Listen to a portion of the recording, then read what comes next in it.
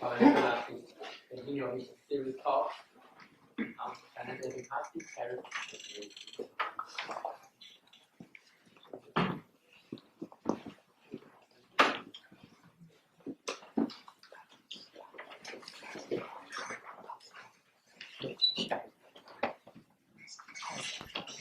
Okay, so I just wanted to pick up where we left off last time. Last time we talked about this theorem which relates the transcendence degree of certain values of special functions to the dimension of a certain algebraic group, which is defined in a certain sense as a group of automorphisms of a difference field extension. So here's the basic outline for today. Again, I want to go over, just sort of remind you of the notation and the statements of the theorems to get an idea of what it is that we want to apply. So we'll do that for the first few minutes, and then look at a few different types of examples and see what types of results one can obtain. So the first bit, we want to review some notation, and then I'll remind you of this transcendence degree theorem that I talked about last time. Okay, so just to review, these are our scalar quantities. C infinity is this complete algebraically closed field of characteristic P, which is built up out of this rational function field F cubed theta. And so everything that involves theta is going to be considered some kind of scalar quantity for which we'll have functions on whose arguments come from this field C infinity and also take values there. The functions we're particularly interested in are these analytic functions, ones which are in the Tate algebra, so functions which converge on the closed unit disk, also functions which are fractions of such functions. We call this field L. And most of the functions that appear in our difference equations or as solutions of our difference equations will indeed end up being entire functions, so they converge everywhere, and their power series are defined, the coefficients of their power series are defined over a finite extension of K infinity.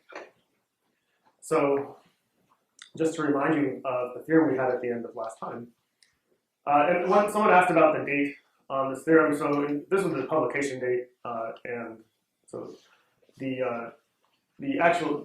this theorem was actually proved, I guess, about 2.5 years ago, but then it took a little while for publication.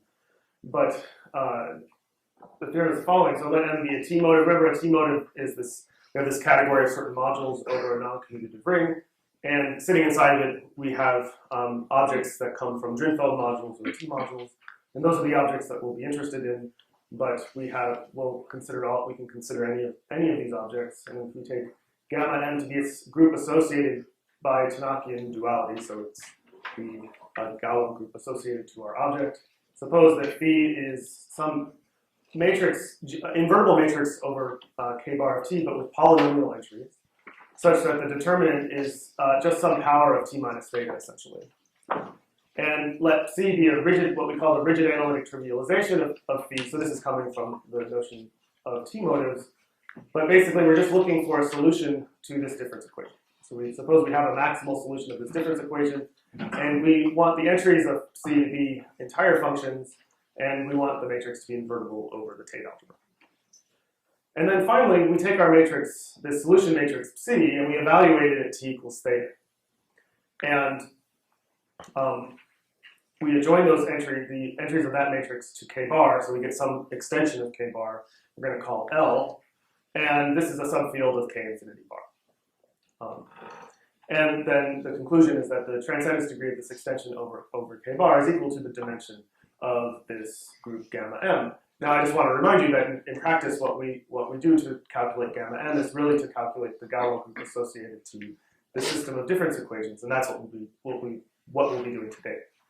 So in particular, we'll be interested in the dimension of this Galois group that we defined yesterday. Okay, so the first application is to Carlet's logarithm. So just remind you of some of the situation here, and then we'll want to try to calculate the Galois group and consider questions of algebraic independence of logarithms. And then I'll look at an explicit example coming from the log of this element, this number zeta theta. Okay, So just as a reminder, the Carlitz exponential is this power series in Z with coefficients in the ration FQ of theta, and it uniformizes the Carlitz module. Its formal inverse is the Carlitz logarithm, which is again a power series in Z with coefficients in FQ of theta. It does, the exponential function is entire, however, the logarithm does not converge everywhere, and the domain of convergence is essentially down here. So it converges far enough out so that we can imagine evaluating this at certain elements that are not certain elements which will sit in this range. So for example, well, we'll come to that in a minute, but I just want to point out, so the exponential function, recall it has this functional equation coming from the fact that it uniformizes the t action on the Carlitz module. And if you sort of translate that to a functional equation for the logarithm, you end up with something that looks like the what's at the bottom here. So whenever these three terms are defined, you have this type of relation. And the point that I want to make is that this relation is a linear relation among logarithms. So we just have theta times the logarithm is equal to one logarithm plus another one. And essentially the whole idea, or well, maybe not the whole idea, but one idea in transcendence theory is that you try to find relations, and once you found all the natural relations, say among values of special functions, then you might conjecture that, well, these may be the only ones because we can't think of any other natural relations. Now, of course, this, I guess, heuristic breaks down on numbers of occasions, but this is what one works with here. We say, okay, the only relations that we can come up with among logarithms of algebraic numbers, say, for the Carlitz logarithm are linear relations like this one. And so perhaps these are the only ones, the only types of relations, or maybe all relations can be built up out of these linear relations. Okay. So how do we relate this to difference equations? So just remember we had this function L alpha, which is now a function of t, and it's an element of the Tate algebra, and it actually converges for t out to this bound here. So in fact, we can evaluate this at t equals theta, or rather, it converges out to the absolute value of theta to the q. So even a little further. So we have this function, and it satisfies this functional equation with respect to this Frobenius twisting that comes into our difference equations. And when we specialize it at t equals theta, we get the Carlitz logarithm of alpha. So alpha we're going to pick to be just some element in the domain of convergence of the logarithm power series. And so when we evaluate this at t equals theta, we get the logarithm of alpha from the formula on the previous slide. So now this functional equation allows us to create a system of difference equations that we can then sort of plug into the theorem. And in the following ways. Now we want to consider more than one logarithm at a time. So we'll take, suppose we have alpha 1 through alpha r, all within the domain of convergence of the logarithm function. And we'll take a matrix phi to be this r plus 1 by r plus 1 matrix, which is just t minus theta in the upper left entry. The first column consists of terms of this form. So it's alpha 1 to this. Whenever you have a constant to the minus 1, we're just taking the cube root of that constant. And then down in the lower right block, we have an r by r identity matrix. So in terms of the description of phi as multiplication by sigma on some t motive, the t motive in question, say m, is an extension of the trivial t motive to the nth power. It's trivial because the action is just the identity action. And by the Carlitz module. Because remember, the Carlitz module sigma acts by multiplication, is represented by multiplication by t minus theta. So we need a solution to the difference equation that we would want to consider. And this will be, probably we'll see this difference equation 20 more times today. Let's see, there are 18 more slides, so maybe 18 more times. Okay. The solution matrix one can write down is exactly this one. So omega, remember, is our function, which when we evaluate at t equals theta, we get the inverse of the Carlitz period. And then we have these functions L alpha, or it's L alpha I. Using the functional equation for L alpha that we had on the previous slide, this functional equation essentially boils down to, as the key ingredient, to show that this system of functional equations is satisfied. So we now have the system of difference equations, so what can we do? Well, what we'd like to do is say now evaluate C at t equals theta and see what we end up with, and then see what field that generates. And so we do that, and we look at C of theta, and so the L alpha i's give these Carlitz logarithms, the omegas, oh, that's a typo. Okay, so the omega gives 1 over omega I, 1 over the Carlitz period. So these Carlitz periods should actually be in denominators here. And, but that's okay, because what we want to do now is consider the field generated by these values. And what we see is that, so since we have the Carlitz period alone up here, well, the reciprocal of it, but when we look at the values generated by this column here, we'll end up with a Carlitz period, and then so we can cancel off whatever power of the Carlitz period we have here, which is supposed to be to the -1. But in any case, so we can get the log, in the field generated by these values, we can get all of these r+1 quantities by themselves. And so in fact, this field is generated by these r+1 quantities. So then the question is, what's the transcendence degree of this field? And so, well, the theorem says that it's the dimension of this group, gamma C. And so we want to go through and decide what the dimension is there and see how to calculate. So essentially, in all of these problems that I'm going to describe today, that one sets up the system of difference equations so that the specialization matrix gives you what you want in terms of special values, and then you want to compute the transcendence degree of those special values, and to do that you need to calculate a particular one of these difference algorithms. So that's what we want to do, so I'll just remind you of how this is defined, or one way to define it. What we do is we say, okay, we'll take matrices C1 and C2 over L, this ring L tensor L over K bar of T. C1 is, we take the entry, it has the entries of C on the right, tensor 1. C2 has the same matrix whose ijth entry is 1 tensor the ijth entry of C. And then we take C tilde to be C1 inverse times C2. And this, of course, will be some matrix in L tensor L over K bar of T.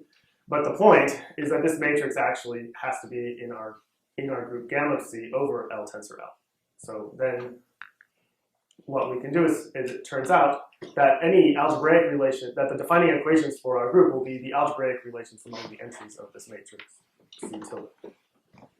So we do, we essentially set up gamma C in exactly that way. We take the FQ of T algebra with variables, with R squared variable matrix X, and then we invert the determinant of that matrix, so we have the coordinate ring of GLR over FQ of T, and we take this L tensor L value point C tilde ij, or C tilde, where Xij goes to C tilde ij. And so this defines, well, it defines a sub-scheme of GLR over FQ of T, and in fact what we talked about yesterday was that this turns out to be our group, so it's an actual subgroup scheme of GLR over FQ of T. And so like I said, we want to look for algebraic relations among the coordinates of C tilde over FQ of T, and then those relations will be the ones which define our group. So in particular, if we look at our particular matrix C, our particular matrix C has this form. It's 0 up on the top row. We have this R by R identity matrix, and the only stuff that's really happening is in the first column. So if we look at these two matrices here, we're going to have our matrix C tilde is also going to have that form.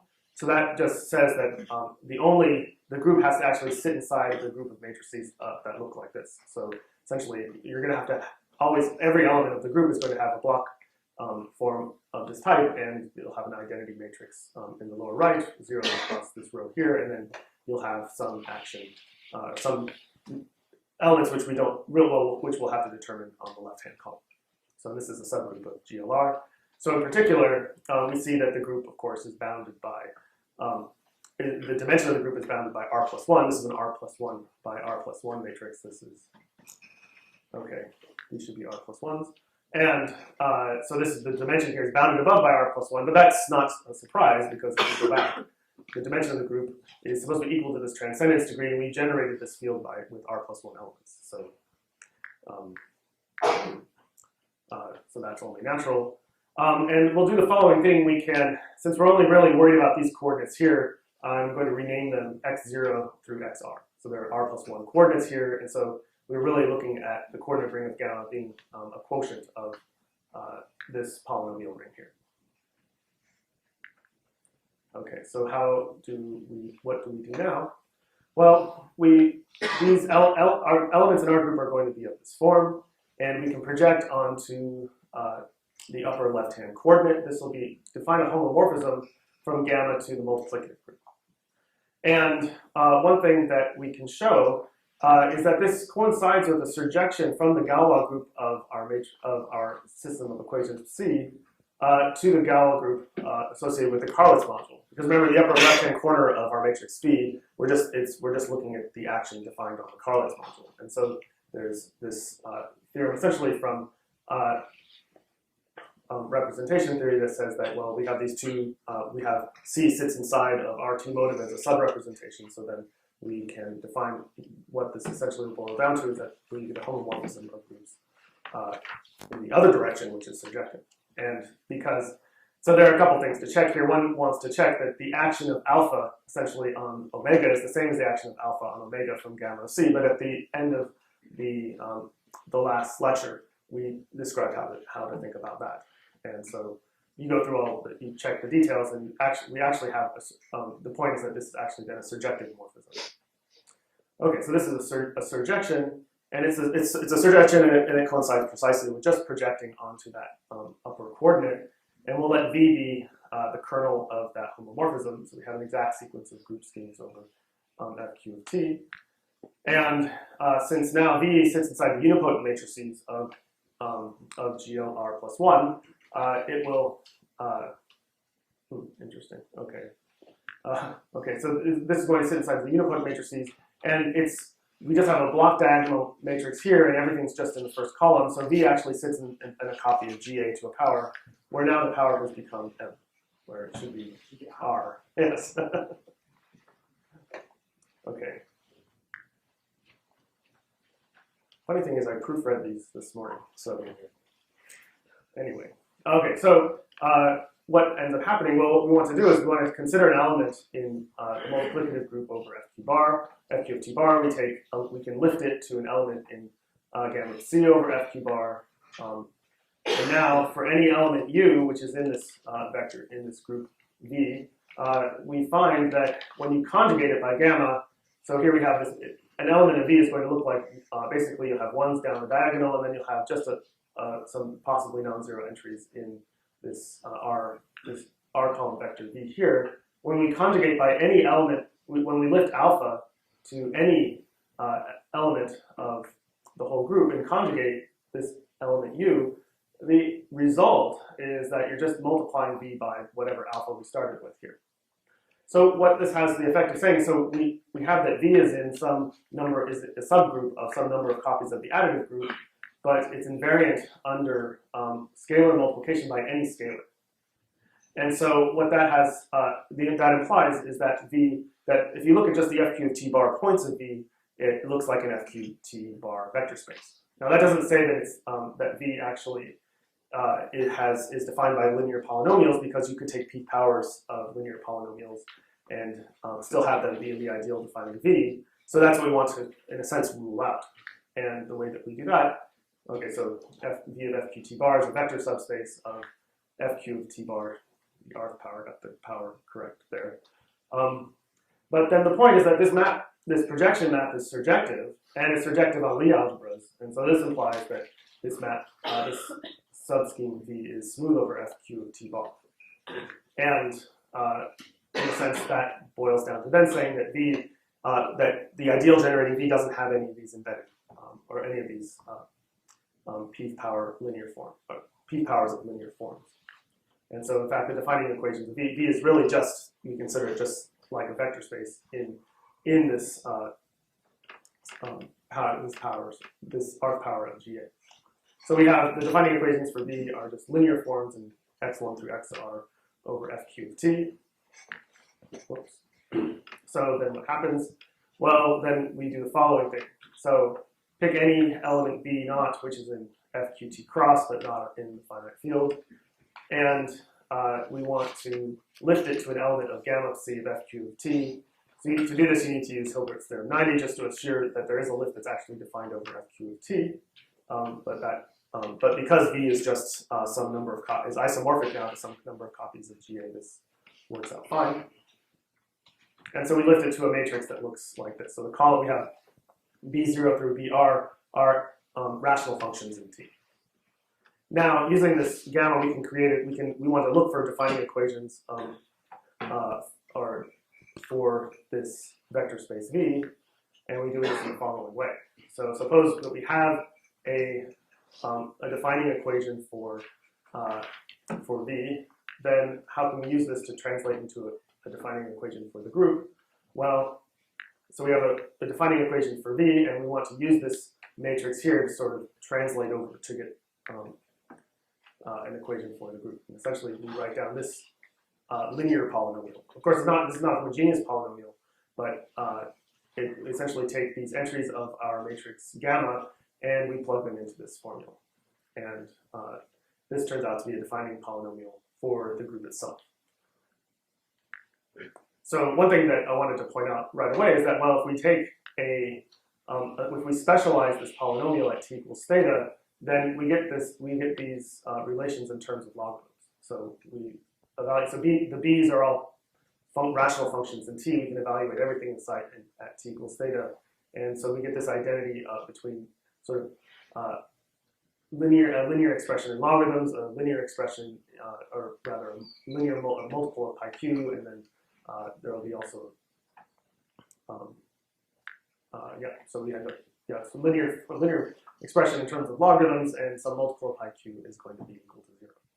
So one thing, so the essential idea is saying that these defining equations induce linear relations among the logarithms in pi q, and essentially these are the only types of relations we will be able to get because well, one then shows that every k-linear relation among these values is in fact a linear relation that arises from in this way.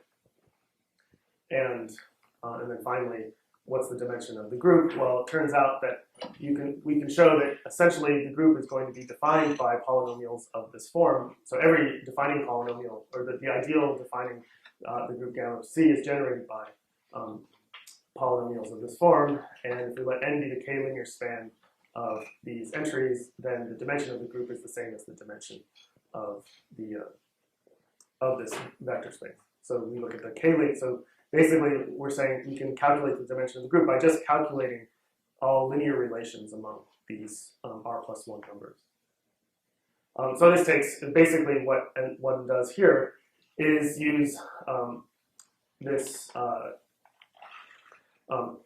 theorem that equates the transcendence degree with the dimension of the group, and essentially show that all the relations that we can come up with are spanned with inside of this space here. Okay. Okay, so let's see here. So now we can talk about algebraic independence. I wanted to say one other thing, I guess. So the point is, if we have a linear relation on the group on V, it induces a defining equation for the group which is linear. Now, conversely, if you have a defining equation of the group, you can show that when you look at if you sort of translate it back to V, you can show that, well, essentially the group gamma of C itself is you have a linear space, and you're essentially translating it in affine r+1 space. And so what that implies is that the point set for gamma of C is actually just essentially looks like some affine linear space. So it's going to be defined by linear polynomials, and so every type of defining equation has to essentially be in this form. Okay, so what about algebraic independence? Well, we can work in the following way. I just want to remind you of my typo, I guess. So we start off with these R elements, which were in K bar, which are suitably small. We define a matrix C in the system of difference equations, so that when we evaluate C at theta, we get these well, pi q to the minus 1s here, and then with logs of alpha, logs of the alpha i's. And then the transcendence degree of these values has to be equal to the dimension of the group, and we just saw in the last theorem that this is the same as the dimension of the k-linear span of these r plus 1 numbers. So using that, we can prove the following theorem that, in fact, so if the logarithms are linearly independent over the rational function field, then they're algebraically independent over k-bar because, well, if they're linearly independent, then their k-linear span is going to have maximal dimension, and so the transcendence degree is going to be as large as possible. There's just one sort of slight thing that one has to worry about, which is that here we're looking at the k-linear span of these r plus 1 things, but in the theorem we're only considering these r values. So there are two cases to consider. One case is if pi q sits in the k-linear span of the logarithms, then you have to consider what happens there, and if pi q does not sit in the k-linear span, well, that's actually the easy case, because that says that then the transcendence degree here is r plus 1. But both cases are reasonable to work with. You might ask, well, what about logarithms of numbers which are not suitably small, maybe just any algebraic numbers? And you can do this also. Using the functional equation for the Carlitz logarithm, you can take logarithms of any, you can, if you want to consider logarithms of any values, you can reduce to this case. So, but I'm not going to say much more about that, but essentially we can handle any logarithms of any algebraic numbers as long as they're linearly, those logarithms are linearly independent over f cubed theta, then they'll be algebraically independent over k bar. Okay. So I wanted to give an example of sort of calculating the Galois group just explicitly. And so this will be, in terms of algebraic independence, you'll see this isn't especially profound. However, it'll give an idea of the method for calculating these groups. So just want to remind you, we have this number zeta theta, which is a fixed q minus first root of negative theta, in such a way that when you take the Carlitz exponential of pi q over theta, you get zeta theta. And so if we apply logarithms, then the logarithm of zeta theta is just pi q over theta, and zeta theta is in our allowable range, so that's perfectly fine. So we take phi just to be a 2 by 2 matrix of this form, t minus theta 0, zeta theta to the 1 over qt minus theta 1, and C is this matrix omega 0, omega L zeta theta 1. And so when we evaluate at t equals theta, we end up with this relation here, because C of theta is negative 1 over pi q, and omega L zeta theta evaluated at t equals theta is going to be the logarithm of zeta theta times over pi q, but the logarithm, or rather over negative pi q, but the logarithm of zeta theta is pi q over theta, and when we get through everything, you end up with just negative 1 over theta. So the upshot is that we get a relation on the entries of the first column. We certainly have relations on the entries of the second column, which probably need not be mentioned. However, we do have a relation on the entries here, namely just that theta times x21 plus 1 is equal to 0. So somehow having this extra relation among the values is going to be explained by a relation in the group.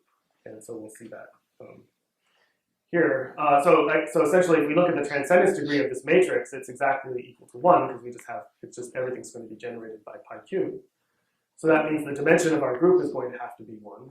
We know it's at least 1. Well, we also know that it surjects onto the multiplicative group, so it has to have dimension at least 1. And then the question becomes, what are its defining equations, or what's the sort of missing a defining equation that we need for this group? And so we start off with these matrices C1 and C2 with entries in L tensor L. And the defining equations are going to be precisely the relation, the FQ of T relations among the entries of this matrix here. So we take C1 inverse and multiply it on the left of C2, and we end up with this matrix. Now, it's not immediately clear that there are any FQ of T value, that there will be a polynomial over FQ of T, for instance, that will be satisfied by, say, the 2 columns on the left. However, in this case, one can check that we have this identity of functions down here. And so, essentially, by the way that we've set up this problem, one expects to have a relation of this form, and you just go out and you start looking for it. Or you can be a little bit more systematic, but in this case you can you write down this equation. So notice this is a linear equation between omega of t, omega times L zeta theta, and then there's this constant term here, and the coefficients are in k bar of t. So, but we have this identity of functions, and now what we'll do is we'll use this to substitute in for L zeta theta in this lower left entry here. So we do that, and so these are just a reminder of the setup. So we're going to take L zeta theta, substitute into here, and what do we get? Well, we have this calculation. We start off with the lower left entry, we substitute in, and now we have these different tensors. We expand it, and then what we notice after we expand is that two of these are exactly the negative of each other. We have this first term here is the negative of this term here because we're allowed to pass any rational function over k bar across the tensor sign, so or across the tensor product. So these two terms are exactly the same. Oh, one, they're negatives of each other, so they exactly cancel, just leaving these two terms here. So we're left with just 1 over t times 1 over omega tensor omega, and then negative 1 over t times 1 tensor 1. And what do you know? That means that this lower left entry does indeed have an fq of t relation with 1 over omega tensor omega. So in fact, the group will be defined by just this simple linear polynomial. So t times x1, t times the lower left entry is equal to, or t times the lower left entry minus the top entry plus 1 is equal to 0. So this gives us the defining equation for our loop. Okay, so I wanted to also talk about some other applications of this type of method. First, it has to do with Carlot's zeta values. And so what we want to do is I'll remind you what Carlot's zeta values are, and then talk about some theorem due to Chang and Yu, and then some recent work that I've done with them. So just remind you what these Carlot zeta values are. They're defined in a way kind of like values of the Riemann zeta function. We look over powers of monic polynomial. We take reciprocals of powers of monic polynomials, add them up. This series converges in k infinity, and we can consider these values for positive integers. And that's all we'll do today. Is just look at sort of values of this function of positive integers. As you may recall from two lectures ago, this theory of Anderson and Thacker allows you to realize these Carlot zeta values as arising as entries or being involved in entries of a specialization of one of the solutions of these systems of difference equations. So you can define a system of difference equations so that when you evaluate C of theta, this zeta of n appears in a natural way. So what that means essentially is that one can write down these systems of difference equations, and we can see these zetas appearing. Well, essentially, we express the zetas in terms of linear combinations of Carlot's polylogarithms, and then analyze algebraic relations among polylogarithms. And so this is exactly what Chang and Yu did, which I'll mention in the next slide. But one question that arises, okay, well, we have these zeta values, what types of relations occur? There are two types, essentially. There are these Euler-Carlot's relations, essentially that if you take an even value of n, even here meaning divisible by q minus 1, when you take n divisible by q minus 1, then you end up with zeta of n being some rational multiple of the nth power of the Carlot's period. So we end up with a bunch of sort of a sequence of relations of this type. But then since we're in characteristic P, we also have these relations, that if you take zeta of np, so we replace n with np here, well, since we're in characteristic P, you can pull the P all the way out. And so you have zeta of np is equal to zeta of n raised to the pth power. So this gives us an additional class of algebraic relations, and then the question is, are these the only relations, or can we come up with any others? And the theorem of Chang and Yu says that no, indeed, there are no other relations.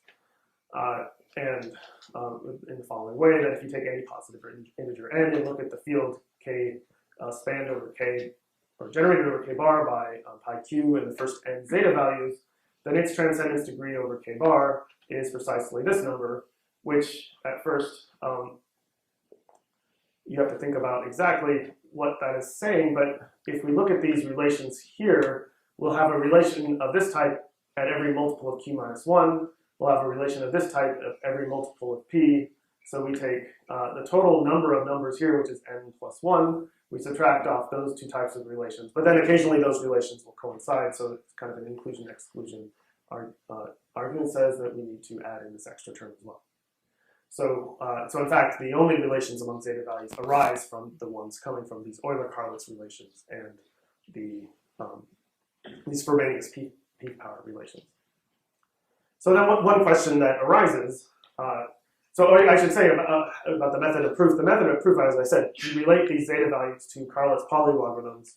So the associated t-motives are extensions of the trivial t-motive, or powers of the trivial t-motive, by tensor powers of the Karlitz module. And so the methods are a little bit similar to, in some respects, similar to the methods for Karlitz logarithms. However, I mean, in my opinion, it's much more complicated. And so it's much harder to actually write down and figure out what the equations of these groups are and to determine what the relations are. So and because the zeta values themselves don't actually appear as entries in the period matrix, you have to make some adjustments to get to find out exactly what the transcendence degree of this particular field is, and so through a fairly delicate argument. So the question that then arises, at least to some of us, I guess, is okay. So we have this great result. We can determine all the values of all algebraic relations among zeta values and the Karlitz period for some fixed q. So then what happens if we vary q? So that is because if we allow q to vary among powers of our fixed prime p, then we can look at, say, pi p squared, pi p cubed, and so on. Those numbers all sit inside C infinity. The Karlitz module that we have here is the Karlitz module for fq of t. So you can look at the Karlitz module for fp, the Karlitz module for fp squared of t, and so on. And those will have associated with them all of their own zeta values, and all of those also sit in C infinity. So we can kind of consider a conglomerate of values, and what can we say about relations among those values? And the answer is that it's the same. Well, the answer is the same. That the only relations that one can come up with are these Euler-Karlitz relations coming from even values of the zeta functions, and then these Frobenius peak power relations. And these still tell the whole story in the following way. So if you let zeta n, so this will be the zeta Karlitz zeta function for the Karlitz module over fp to the n of theta. So we look at this infinite sum here. So n factors or comes in as the power of p. So we have these zeta values. So as we vary n, we get indeed different sums. And so we can consider the following: take any positive integers s and d, and consider k bar join a whole bunch of these types of sets. So we take, for each n, we look at the Karlitz period pi p to the m, and then we look at these s zeta values for zeta m, and consider the transcendence degree of this big extension over k bar, and the transcendence degree is this sum here. Now, if you go back to this theorem here, essentially the terms that are appearing in that sum are terms of this type, where I guess n is replaced by s, and q is replaced by p to the m. So what we're seeing is that we're getting no new relations, because we're just taking those transcendence degrees for each m and then adding them up together. And there should be, oh no, that's fine. Okay, so essentially there are no new relations. And this theorem, the student project, which the students will talk about tomorrow, looks at a particular piece of this theorem where we say we forget about the zeta values, but just look at the algebraic independence of Karlitz periods.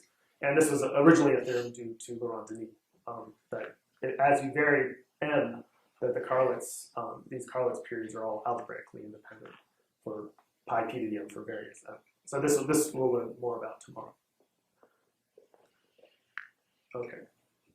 So then finally I wanted to talk a little bit about rank 2 Drinfeld modules. So these rank 2 Drinfeld modules, these are analogs of elliptic curves. And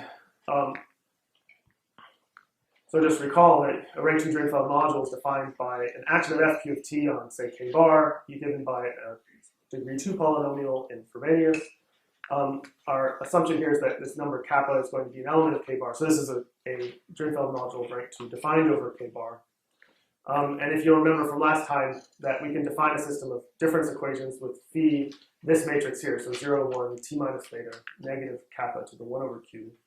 And then C is this matrix here, and well, I didn't go and write down what the S functions were, but they're in the slides from the last talk, which will be posted online and are also in the notes. But the point here is that we can write down specific functions. They're written in terms of generating functions for they're generating functions for certain division value functions for the exponential of this Drinfeld module. So once we write down these matrices, then what turns out is that when we evaluate C at theta, or at least take its inverse, we end up with our period matrix. So we get the periods omega 1 and omega 2. So these generate the lattice for rho. And then eta 1 and eta 2 are these quasi-periods, which come from periods of extensions of our Drinfeld module by the additive group. So we have these 4 values, and the question is, well, what can we say about, say, their transcendence degree or any relations among them? So then we pick a random example and try to see what happens. So the random, or maybe not so random example is this one, where we take kappa to be square root of theta plus the square root of theta to the q. And so the Drinfeld module in question is exactly this one. And what happens after you go through the calculation of the Galois group in this case is you actually get a non-split torus sitting inside of GL2. And so if we think about this here, notice that if we take alpha to be 0 and beta to be 1, we have the matrix 0, t, 1, 0. And if you take its square, you get the identity times t. So really, this is essentially coming from the fact that, from the following fact that, okay, well, so the dimension is 2, but what's really happening here is that this Drinfeld module has complex multiplication by the ring FQ of the square root of t. And how does square root of t act? Well, it acts by the square root of theta plus f. And if you are handy with these twisted polynomials, you can say, oh, sure, we take theta plus f, or square root of theta plus f times itself, we get this expression here. And so that's where this was, well, this is where this was coming from. But in this complex multiplication case, we end up getting extra relations on the group, and so the dimension is equal to 2. So that would tell us that our periods and quasi-periods have transcendence degree 2 over k bar, and this is exactly a theorem due to theory from the early 90s. So for a Drinfeld module of rank 2, which has CM, a Drinfeld module defined over k bar, then the period matrix, so the periods and quasi-periods span have the entry of the period matrix have transcendence degree 2 over k bar. So this works in general even for more general modules with complex multiplication. So then the question comes up, well, what can you say about Drinfeld modules without CM? And so just as a, maybe I should have made this definition earlier as far as complex multiplication, but we'll say that a Drinfeld module does not have complex multiplication if its endomorphism ring is the smallest one possible. So in this case, it would be FQ of T. So these are endomorphisms. So these are, if you look in the notes, these are morphisms from the Drinfeld module to itself. So these are defined in the notes, and we have natural morphisms from rho to itself given by the multiplication by, well, T maps or multiplication by F for any F in the polynomial ring. So you have complex multiplication if the endomorphism ring is larger. So if we go back here, the endomorphism ring here turns out to be FQ adjoining the square root of T. So it's a degree 2 extension of FQ of T.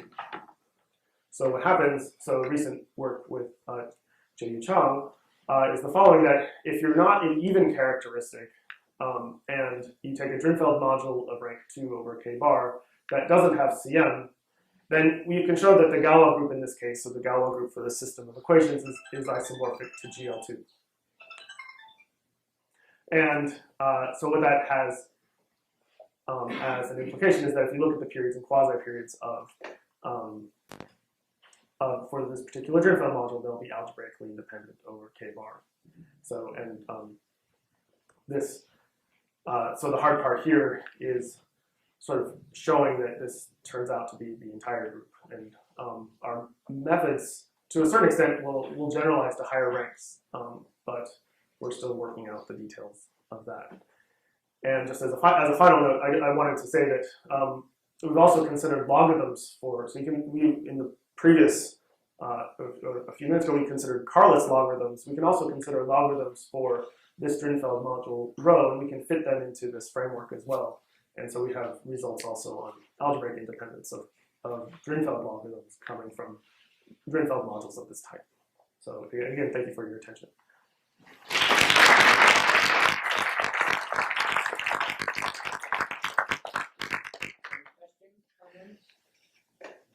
What if P is 2? Yeah, that's a good question. So it's hard because we're working in these, if P is equal to 2, then we haven't been able to sort of figure out exactly what's going on. The problem is that we have, since we're working in GL2, it's hard to sort of split up. Essentially, part of the problem is you show that, well, if you have a relation in this group, you can show that it's a quadratic relation, or you get some kind of quadratic condition. But in characteristic 2, this becomes an inseparable condition, and so this kind of makes things a bit difficult to work with. So we're still trying to figure out what happens there. In the CM case, here is the same problem, or that you can do with your method? Oh, you mean for P is equal to 2? I think it probably occurs there. So the problem is that the methods that we've been using sort of don't work in characteristic 2. However, you can still make some of these definitions when some things go through. You have to. There's something else that we need to do. So, for instance, to show that even when P is equal to 2, that you would get the whole group here. Other questions? We're less than equal again.